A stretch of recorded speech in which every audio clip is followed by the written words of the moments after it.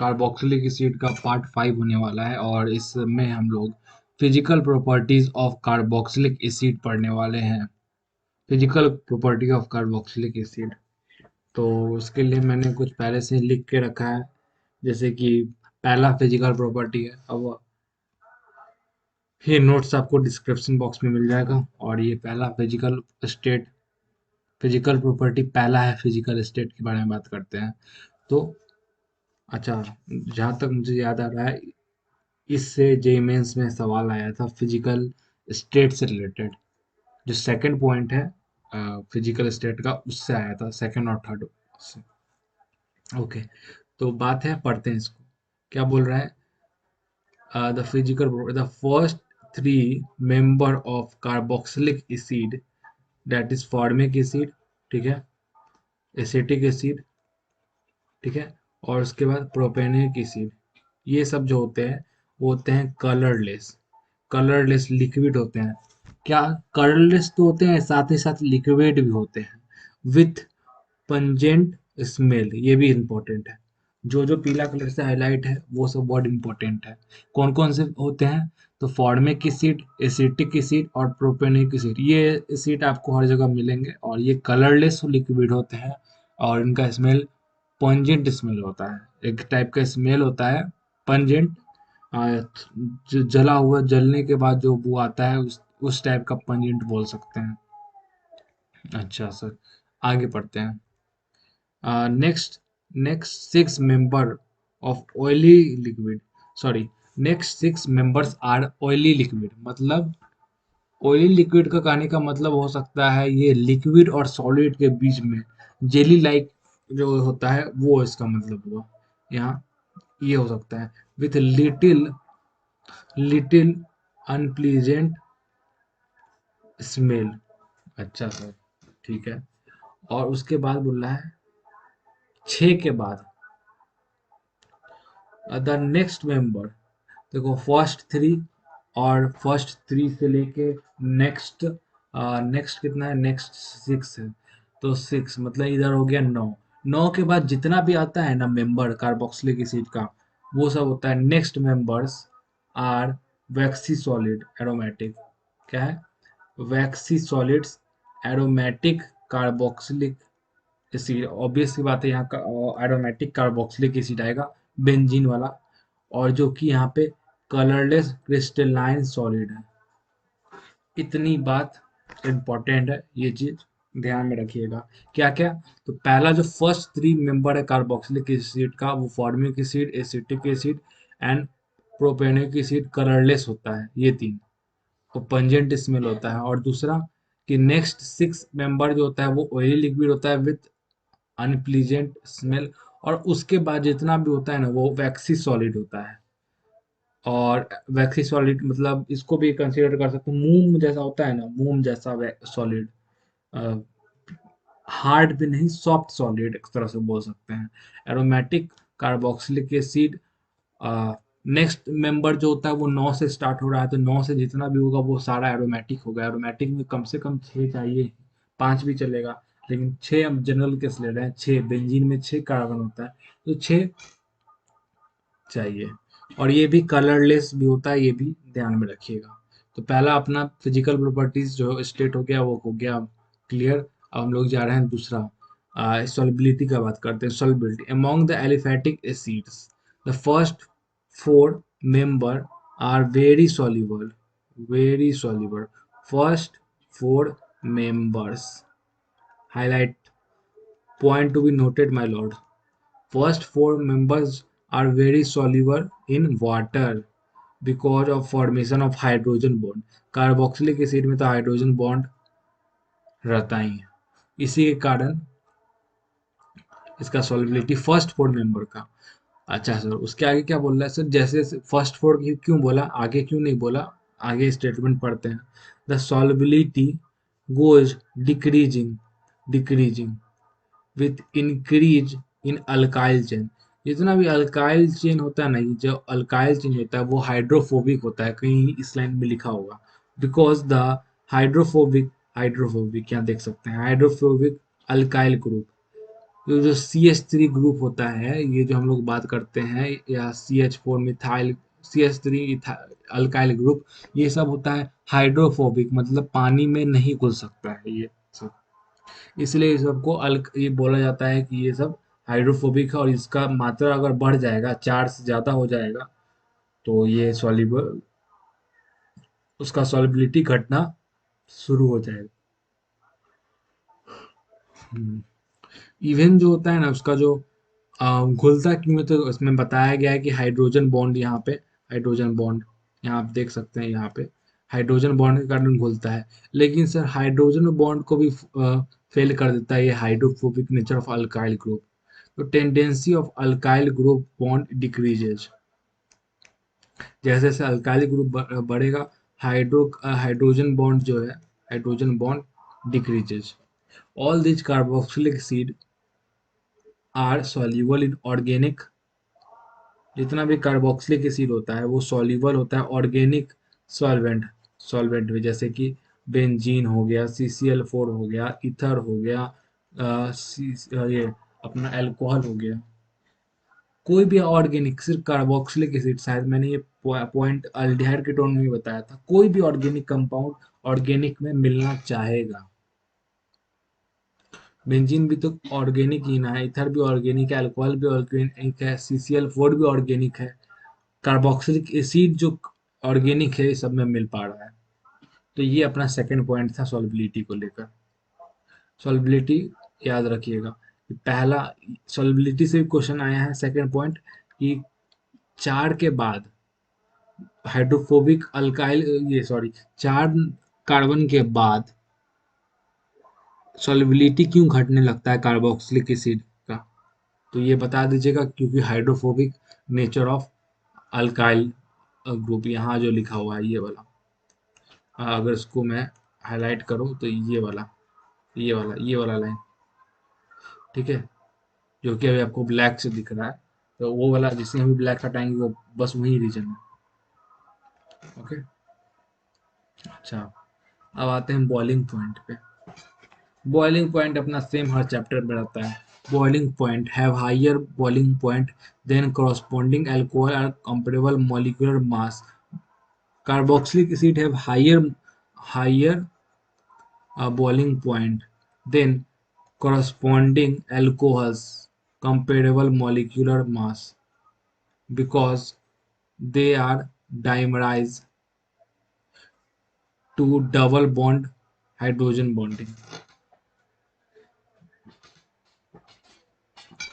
क्या बोलना समझ में आया?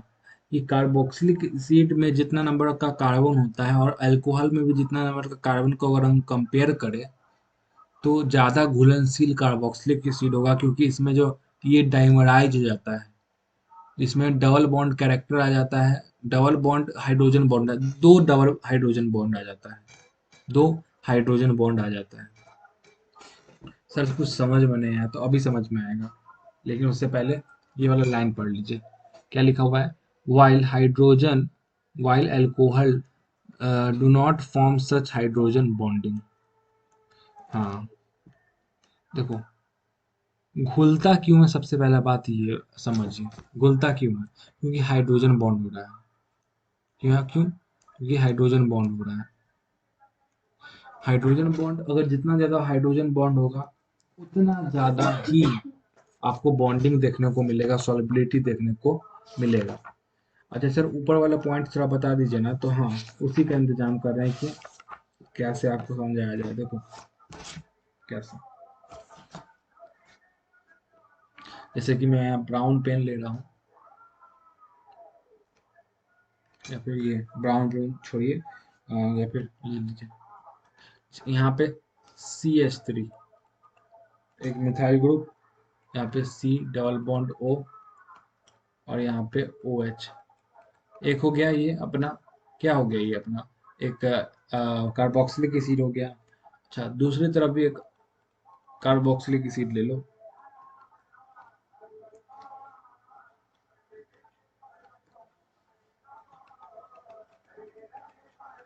अब यहाँ पे क्या हो रहा है समझो, दो है, इसमें डाइमराइज बोल रहा है, डाइमर मतलब दो मॉलिक्यूल एक मॉलिक्यूल में कन्वर्ट हो जाता है। यहाँ पे आपको दो हाइड्रोजन बॉन्ड देखने को मिल रहा है, वहीं अल्कोहल में आपको एक ही हाइड्रोजन बॉन्ड देखने को मिलेगा, तो वो उतना अच्छा सॉल्बिलिटी नहीं होता है।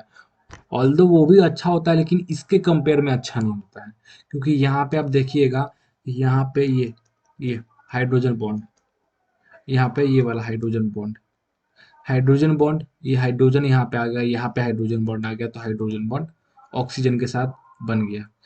इसके कारण से ये डाइमराइज होता है। यहाँ दो दो कैरेक्टर यहाँ पे लिखा हुआ भी है, आप आपने अगर नोटिस किया हो, double hydrogen bond, hydrogen bonding, इसी का मतलब ये था। अच्छा, अब चौथा पॉइंट पे आते हैं। क्या है चौथा point? Effect of nature of halogen atom on acidic strength. As elect अब इसको पढ़ते हैं। As electronegativity of halogen increases acidic strength also increases. अब ये बात मुझे ये चैप्टर पढ़ने से पहले पता थी, 11th में पढ़ाया जाता है जीओसी में। क्या सर? कि एसिडिटी अगर आपको चेक करना है तो जितना ज़्यादा इलेक्ट्रोनेगेटिव एलिमेंट होगा ना, उतना ज़्यादा उस कंपाउंड का एसिडिटी होगा, एसिडिक स्ट्रेंथ होगा। ठीक है, एसिडिक ज़्यादा उतना ज़्यादा एसिडिक होगा। सर इलेक्ट्रोनेगेटिव से क्या मतलब है? तो दुनिया में सबसे खतरनाक इलेक्ट्रोनेगेटिव एलिमेंट है फ्लोरीन। ठीक है, फ्लोरीन है, उसके बाद ऑक्सीजन है, उसके बाद नाइट्रोजन है।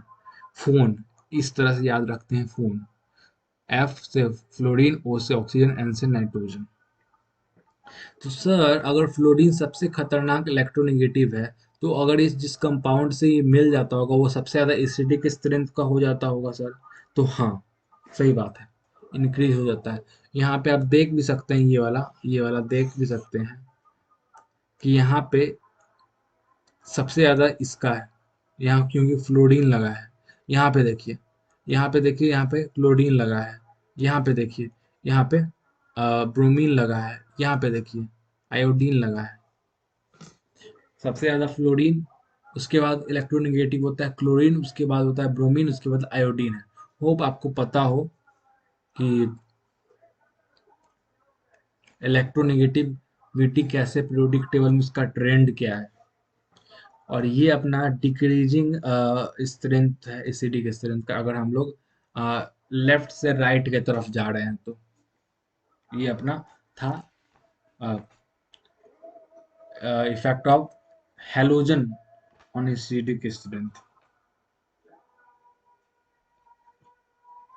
अब कौन सा, अब इफेक्ट, इफेक्ट की बात करते हैं। अब यहाँ से कलम से अब लिख के बताएंगे। इफेक्ट ऑन पोजीशन की बात कर रहे हैं ना, तो as the distance of sorry distance of halogen halogen atom from carboxylic acid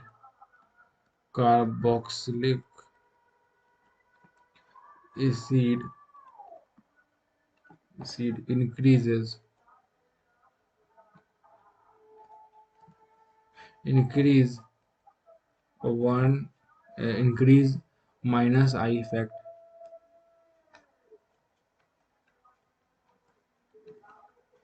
minus I effect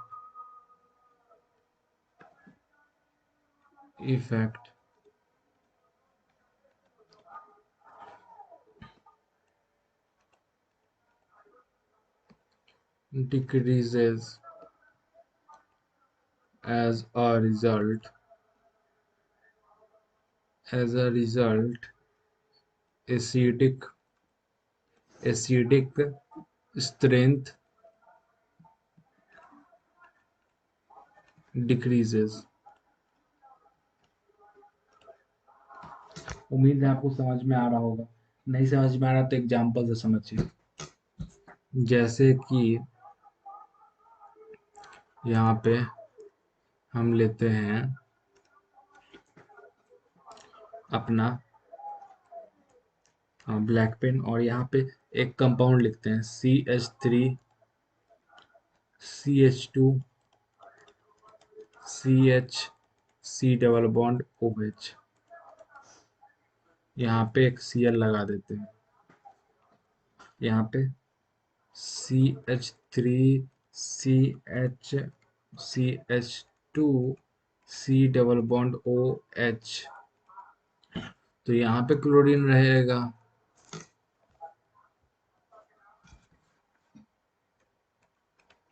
यहाँ पे CH2,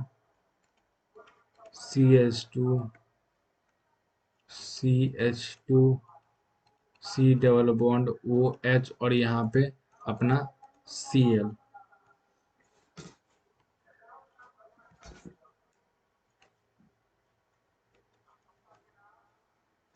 अब यहाँ पे आपको स्टेटमेंट पढ़ के समझना चाहिए कि यहाँ पे क्या बोल रहा है।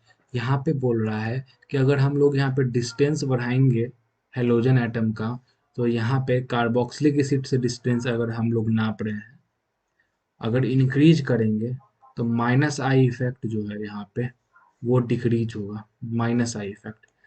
ठीक है, इन माइनस आई इफेक्ट जो होगा वो क्या होगा, वो इंडक्टिव इफेक्ट भी बोलते हैं इसको, minus inductive effect. As a result as a result, acidic strength decreases, simple. अब यहाँ पे कार्बोक्सिलिक एसिड है इसमें, ठीक है, और यहाँ पे अपना, अरे रे रे, यहाँ पे कार्बोक्सिलिक एसिड है, उसके बाद यहाँ पे कार्बोक्सिलिक एसिड है।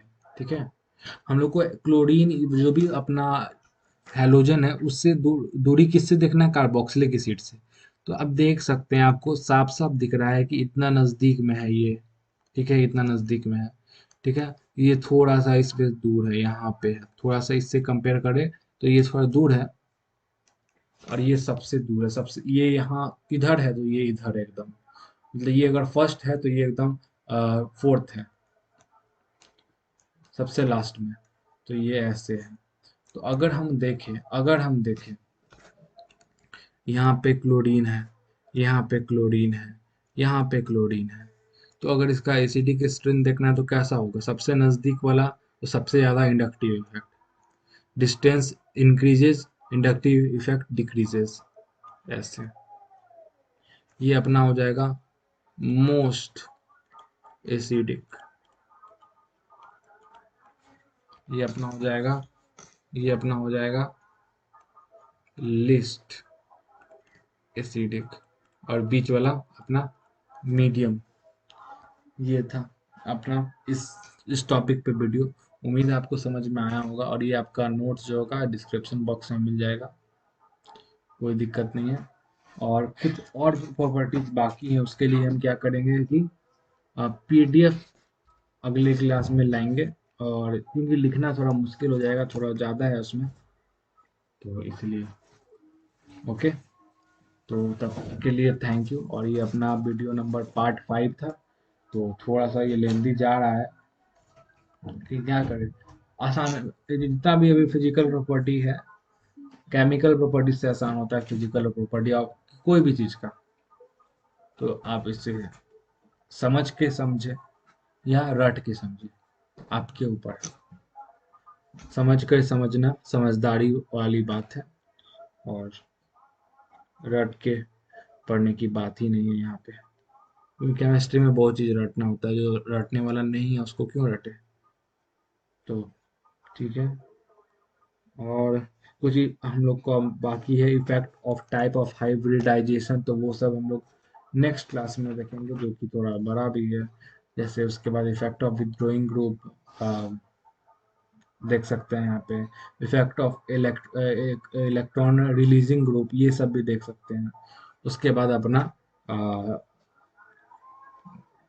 पांच, लगभग 4-5 प्रॉपर्टी जब भी बाकी है, उसके बाद अपना ये नेक्स्ट क्लास तक ये खत्म हो जाएगा। तो तब तक के लिए थैंक यू।